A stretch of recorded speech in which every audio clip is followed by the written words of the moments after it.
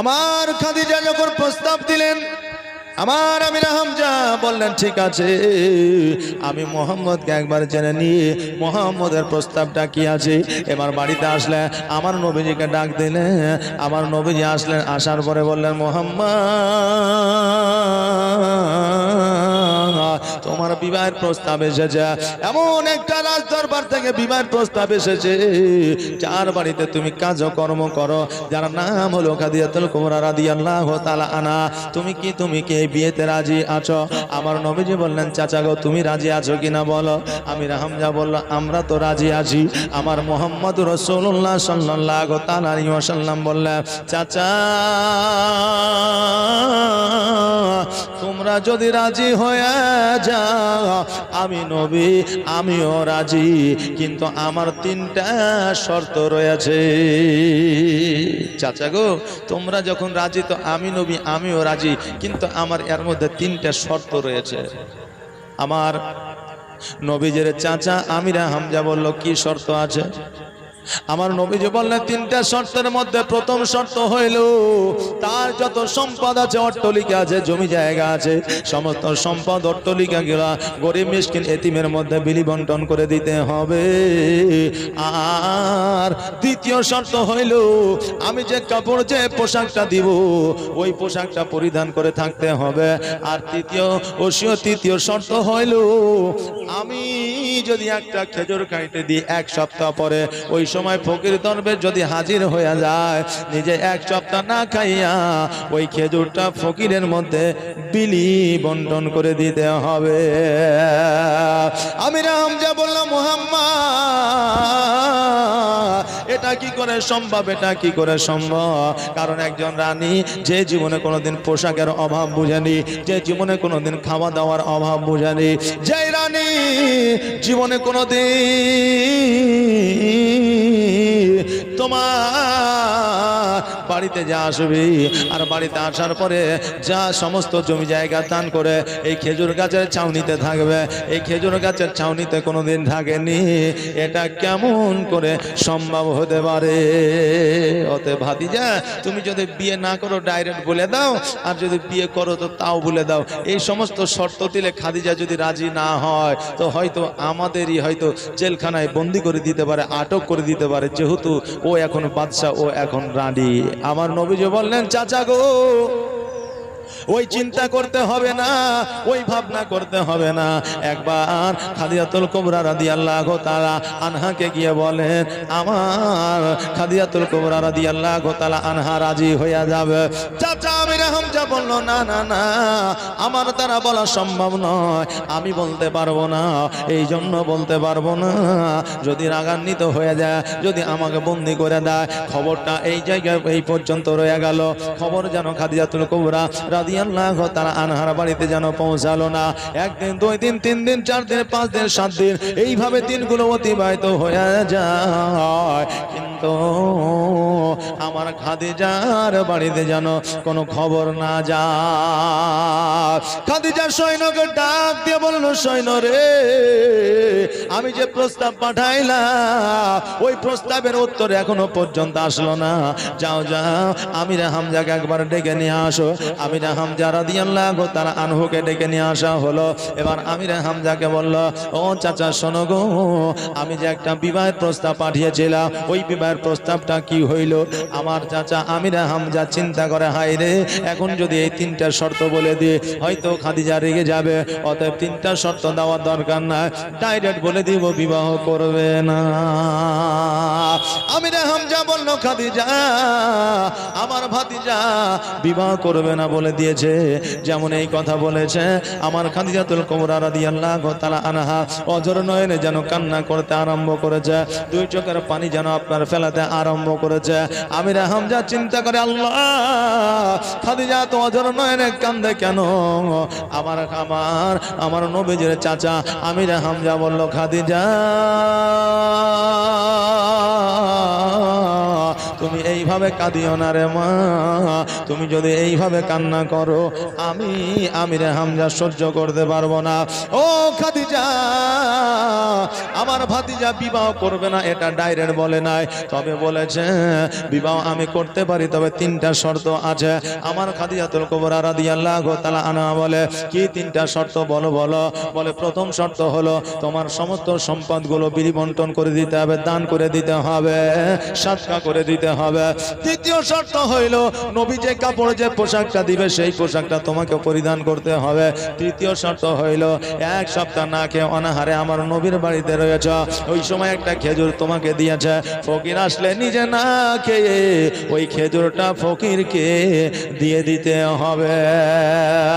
আমার খাদিজাতুল কুবরা রাদিয়াল্লাহু তাআলা আনহা বলে, আমার নবী যে তিনটা শর্ত দিয়েছে, বলে হ্যাঁ চাচা গো, আজকে আমি খাদিজা বলতে আছি এই তিনটা শর্ত তো দূরের কথা, এই তিনটা শর্ত তো দূরের কথা, আমি খাদিজা এই সম্পদ বিলি বন্টনের কথা তো দূরের কথা, আমি খাদিজা আমি নবীর জন্য নিজের কলিজা পর্যন্ত বাহির করে দিব, কোনো রকমের অসুবিধা হবে না। আমিরা হামজা বলল, খাদিজা তাহলে কি তুমি রাজি? আমার খাদিজাতুল কুবরা রাদিয়াল্লাহু তাআলা আনহা বললেন, আমি রাজি। তোমা আপনার ভাতিজা মুহাম্মদ সাল্লাল্লাহু তাআলা আলাইহি ওয়াসাল্লাম রাজি কিনা দেখে। এবার আমার হযরতে আমিরা হামজা রাদিয়াল্লাহু তাআলা আনহু নবীজির কাছে এসে প্রস্তাব দিলেন। আমার নবীজিকে বললেন খাদিজা রাজি হয়ে গেছে। আমার নবীজি বললেন খাদিজা যখন রাজি আমিও নবী রাজি হয়ে গেলাম। যখন খাদিজার সঙ্গে আমার নবীজির বিবাহ হয়, আমার নবীজির বয়স ছিল আপনার 25, আর আমার খাদিজাতুল কুবরা রাদিয়াল্লাহু তাআলা আনহার বয়স ছিল আপনার 40। ও বাবাজি ভাইরা, আমার নবীজি সেই আমলে খাদিজাকে বিবাহ করেছিলেন। একটা নয়, দুইটা নয়, পাঁচটা নয়, সাতটা নয়, 70টা উট মোহরানা দিয়েছিলেন। জোরে বলেন সুবহানাল্লাহ। আর এখন আমরা যখন বিয়ে করতে যাই তখন আগে আমরা পণটা হিসাব করে নিই, 4 লাখ হবে না 5 লাখ হবে। তারপরে যখন মোড়ল বলে যে হাজি পণ তো হয়ে গেল 4 লাখ টাকা, এখন বাইক, এখন সোনার মালা, তারপরে ভালো ভালো খাট সুকেশ আলনা সব হয়ে গেল, তো এবার মোহরানাটা করে নেন। তো বলে কত আর করবো, 1001 টাকা করেন। কি বলে, মানে মোহরানাটা আমাদের জন্য প্রযোজ্য জায়েজ, আর ওই মোহরানাটা হালাল, আর হালাল এই জন্য আমরা 1001 টাকা করে, আর যেটা আমাদের জন্য হারাম সেটাকে আমরা 5 থেকে 6 লাখ টাকা করি। আমরা কোন জায়গায় আছি একবার হিসাব করে দেখেন বাবজি ভাইরা। এইদিকে সারা রাত আপনার গান বাজনা হয়েছে, বিয়ে করতে যাবে, সকালবেলায় জামাই গোসল করছে, গোসল টোসল করে এবার যখন মৌলভী সাহেব ইমাম সাহেব যখন আপনার বিয়ে পড়াতে আসে, যে বলছে লা ইলাহা ইল্লাল্লাহ, ও বলছে লা ইলাহা ইল্লুল্লাহ, ই বলছে মোহাম্মদ রসুল্লাহ, তো বলছে মোহাম্মদ রসুল্লাহ। তো এই মৌলভী সাহেব বলছে যে হইল না লা ইলাহা ইল্লাল্লাহ, তো বলছে লা ইলাহা ইল্লুল্লাহ। মৌলভী সাহেব বলছে হইল না, তখন পাশে থেকে কিছু বলছেন মুড়ল মাতাবর, কিছু আপনার বয়স্ক লোক থাকে, বলে হ্যাঁ মৌলভী সাহেব বুঝতে পারছে না, জোয়ান ছেলে যা বলছে ওয়াই মাইনালে, জোয়ান ছেলে যা বলছে ওয়াই মাইনালে, এই যে বলে আচ্ছা ওর কলেমা পড়া দরকার আছে না নাই?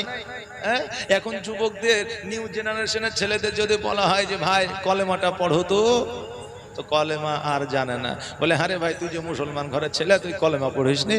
বলে কলমা কবে পড়েছে আমার মনে নাই। মানে আসলে ও কলমা পড়েছে এক মুসলমানের সময়, আর দ্বিতীয়ত হইলো ওই আপনার বিবাহের সময়, তাছাড়া কলেমা পড়ায়নি। তবে যদি ফারাজির দলে পড়ে যায় তোমার কলেমা তো আর হইল না, ওই একবারই। কথা কি বুঝতে পারলেন আমার? ওই একবারই। বাবজি ভাইয়েরা, ছেলেদেরকে একটু শিক্ষা দিবেন। কাছে মাদ্রাসা আছে, নসিপুর ফুরকানিয়া মাদ্রাসা, মাশাআল্লাহ আজকে পুরো আপনার পশ্চিম বাংলার মধ্যে একটা বিখ্যাত মাদ্রাসা, খ্যাতনামা মাদ্রাসা। এই মাদ্রাসায় বহু ছেলে আপনার আলেম হয়েছে, ওলামা হয়েছে, দেশ বিদেশে এখন জালসা করে বেড়াচ্ছে। আর আপনার দেশের মাদ্রাসার আপনার ছেলে যায় না, তাই না? আপনার ছেলে যায় না, মাদ্রাসায় পাঠাবেন, একটু অ্যারাবিক শিক্ষা দিবেন, আর অ্যারাবিক যদি শিক্ষা না দেন তাহলে এমন একটা সময় আসবে যে সময়টায় আপনার ছেলে অপমান হবে, আপনার ছেলে অপদস্থ হবে, তখন আপনার নামটাও খারাপ হবে। এক যুবকের বুঝলেন বিয়ে হয়েছে, নতুন শ্বশুর বাড়ি গেছে, এবার নতুন শ্বশুর বাড়ি যাওয়ার পরে এবার শুক্রবারের দিন এখন শাশুড়ি বলছে যে হ্যাঁ গো বাপ তুমি নামাজ পড়ো না? তো বলছে না কোনোদিন তো মসজিদে যাই না।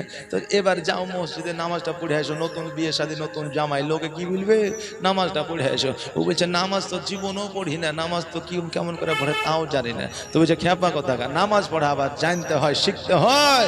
মসজিদে যাবা, দেখবে তোমার পাশে যে নামাজ পড়ছে তার দেখে দেখে পড়ে নিবে, তোমার নামাজ পড়া হয়ে যাবে। কিছু মুসল্লি এরকম দেখনেওয়ালা মুসল্লি আছে না নাই? মসজিদে যাবে, আল্লাহু আকবার, হাত বাঁধে তাকাচ্ছে, সুবহানাল্লাহ।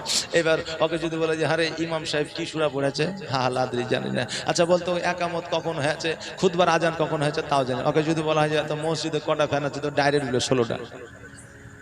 মানে ও নামাজে দাঁড়িয়ে যায়, ও টোটালি ফ্যান করে আর গনা হয়ে যাচ্ছে। কথা বুঝলেন না? এইরকম মুসল্লি আমাদের আছে বাবজি ভাইরা, তবে রাগ করিয়েন না, যেটা বাস্তব সেটাই বলছি। এবার ওই যুবক কেন মসজিদে গেছে, যাওয়ার পরে এবার দেখছে সবাই নামাজ পড়ছে আর একজনই বসে আছে, সেটা হচ্ছে ইমাম। ইমাম সাহেব আগে আগে যাই, আর আগে আগে যাই তার জন্য তাহিয়াতুল উজু, তারপরে দুকুলুল মসজিদ, এগুলো নামাজ পড়া হয়ে যায়। ও চুপ করে বসে থাকে, মুসল্লিরা কাজকর্ম করে পরে যায় বলে ওদের নামাজ পড়তে একটু দেরি হয়। তো বলছে এর সাতটা ধরতে পারবো না, তো ইমাম সাহেবের পেছনে যেয়ে দাঁড়াই, ও যখন শুরু করবে তখন আমি শুরু করব। এবার ইমাম সাহেব খুতবা হয়েছে, হ্যাঁ, এবার খুতবা হওয়ার পরে একামত হয়েছে, নামাজে দাঁড়াইছে, আল্লাহু আকবার বলেছে, আর আপনার আল্লাহু আকবার বলে সূরা পড়েছে, সূরা মিলে আলছে, এবার রুকু সেজদায় গেছে, জামায় রুকু সেজদায় গেছে। এবার জামায় নতুন লুঙ্গি পেছনে বাড়িয়ে আলছে, আর পেছনকার মুসল্লির মাথায় লাগে ওর লুঙ্গি উঠে গেছে। আর যেমন ওর লুঙ্গি উঠে গেছে, তো ও ভাবছে মনে হয় যে নামাজের মধ্যে এটা আছে। কথা বুঝলেন না? পরের রেখাতে ও একবারে প্লেস করে ইমাম সাহেবের লুঙ্গিতে মাথা ঢুকাইয়া ও ইমাম সাহেবের লুঙ্গিকে তুলে দিয়েছে। এবার ইমাম সাহেব বলছে ওই পাগলা কথাকার, তো ও ঘুরিয়ে বলছে ওই পাগলা কথাকার। এখন বলছে যে এও মনে হয় নামাজের মধ্যে আছে। বাবজি ভাইরা, হাসির কোনো কারণ নাই, এইরকম মানুষ অনেক আছে নাদান, যারা নামাজ সম্পর্কে কিছুই জানে না, ইমামের কাছে যায়ও না, বুঝেও না, বসেও না। আচ্ছা বলেন এই কাণ্ডটা যে ঘটাইলো, তো ওই মুসল্লিরা তার ব্যাপারে জানলো না যে কার জামাই বেটা, কার বাড়ি কোথায়, ঘর কোথায়, জানবে না যে? হ্যাঁ, তো মান-ইজ্জত কার যাবে? আপনার যাবে, হ্যাঁ, আপনার ছেলে যাবে। অতএব একটু ইসলামিক জ্ঞান, একটু ইসলামিক শিক্ষা ছেলের মধ্যে দেয়। বাবজি ভাইরা, আমি বলছিলাম আমার নবী পাক সাল্লাল্লাহু তাআলা আলাইহি ওয়াসাল্লাম 70টা উট মোহরানা দিয়েছিলেন। আজকে বর্তমানে আমরা কিন্তু ওই মোহরানা আদায় করি না। অনেক আছে মোহরানা ওয়াদা করেছে আমার বিবিকে দিব বলেছি, কিন্তু এখনো পর্যন্ত দিই না। ও বাবাজি ভাইরা শোনো গো, বিবির কাছে যদি দাবিদার থাকে, মোহরানা দিব বলেছেন এখনো পর্যন্ত আদায় করেননি, হয় বিবিকে মোহরানাটা দিবে, আর নইলে বিবিকে বলে দিবেন বিবি রে আমি তোকে এত টাকা, এত সম্পদ, এতটা সোনা দিব বলেছিলাম, দেওয়া আমার দ্বারা সম্ভব হইল না, আর পারবো না, অতএব আমাকে খুশি মনে তুমি ছাড় দিয়ে দিও। বিবি আপনাকে ছাড় দিবেন? অবশ্যই দিবে, কারণ বিবি মহব্বত করে আপনাকে, আপনি মহব্বত করেন বিবিকে। বেরাদার মিল্লাত ইসলামিয়া, তাই বিবির কাছে আপনি ছাড় নিলেন, নাহলে বিবি কিন্তু কিয়ামতের দিন ধরবে, সেদিন কিন্তু আপনাকে ছাড়বে না। বাবাজি ভাইরা, আমার মায়েরা, এবার আমার নবী পাক সাল্লাল্লাহু তাআলা আলাইহি ওয়াসাল্লাম খাদিজাতুল কুবরা রাদিয়াল্লাহু তাআলা আনহাকে বিবাহ করলেন। এবার বিবাহ করার পরে প্রথম রাত্রে আমার খাদিজার কাছে রয়েছেন। মধ্যরাত্রি যখন হয়েছে, আমার নবী পাক সাল্লাল্লাহু তাআলা আলাইহি ওয়াসাল্লাম উঠে যেন আপনার বাড়ি থেকে বাইরে হয়ে গেছে। এবার আমার খাদিজাতুল কুবরা রাদিয়াল্লাহু তাআলা আনহার যখন ঘুমটা ভেঙে যায়, ডান দিকে হাত দেয় নবী নাই, বাম দিকে হাত দেয় নবী নাই। এবার চট করে যেন ঘুমটা ভেঙে গেছে। খাদিজাতুল কুবরা রাদিয়াল্লাহু তাআলা আনহা চিন্তা করে, আল্লাহ গো, আমার নবী যে আমার পাশে শুয়েছিল। এখন মধ্যরাত্রিকে কেন আমার নবীকে দেখা যায় না?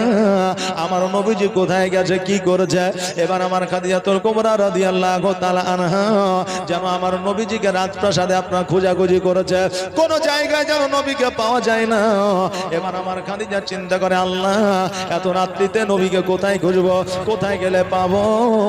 আমার খাদিজাতুল কুবরা রাদিয়াল্লাহু তাআলা আনহা আপনার রাজ দরবার থেকে যেন আপনার বাহির হয়ে গেলে।